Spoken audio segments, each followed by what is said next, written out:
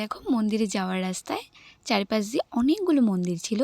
তো এটা ছিল হচ্ছে চৈতন্য গৌড়ীয় মঠ।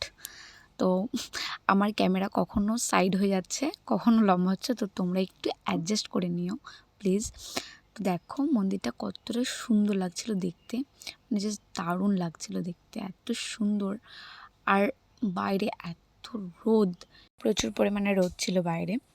আর জানো তো আমার সবথেকে মানে ঘুরতে যাওয়ার ফেভারিট প্লেস হচ্ছে মায়াপুর। আমি মায়াপুর অনেকবার এসেছি, এর আগেও এসেছি। আমার এ নিয়ে প্রায় 5 থেকে 6 বার মায়াপুর আসা হয়ে গেল।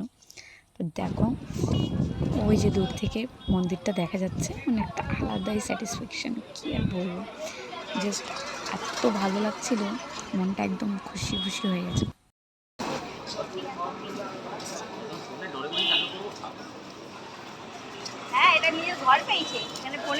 তোমাকে চালাতে দেবে ওইখানে ডোরেমন নেবে আর বাইরে ফেকবে।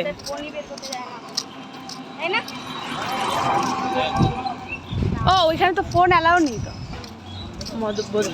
তোমরা হয়তো ভাবতে পারো যে এত টোটো থাকতে আমরা কেন হেঁটে হেঁটে যাচ্ছি।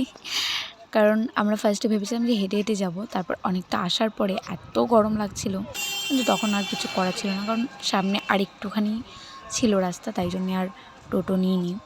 আর এই দেখো সাথে করে একটা মিনি ফ্যান নিয়ে এসেছিলাম, এটা দিয়ে হাওয়া খাচ্ছিলাম।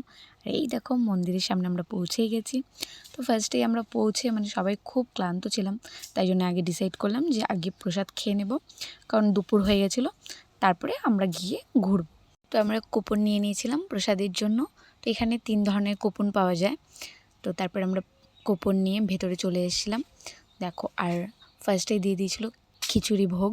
তো এইটা এত গরম ছিল যে হাত দিয়ে ধরাই যাচ্ছিল না, তাই আমরা একটু মানে জোগাড়ু করলাম যে ফ্যানটা দিয়ে একটুখানি হাওয়া করে নিলাম যাতে একটু ঠান্ডা হয়। তাও ঠান্ডা হচ্ছিল না, প্রচুর পরিমাণ গরম ছিল, হাতই দেওয়া যাচ্ছিল না, এত গরম।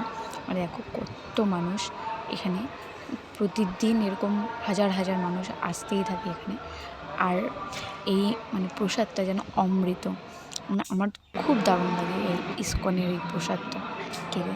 তারপরে দিয়ে দিয়েছিল সবজি, এখানে ছিল 2 রকমের সবজি, ডাল, আর ফার্স্টেই তো খিচুড়ি দিয়ে দিয়েছিল, আর ছিল চাটনি। মনে হচ্ছিল যেন অমৃত খাচ্ছি, সত্যি মানে ভগবানের প্রসাদের স্বাদই আলাদা।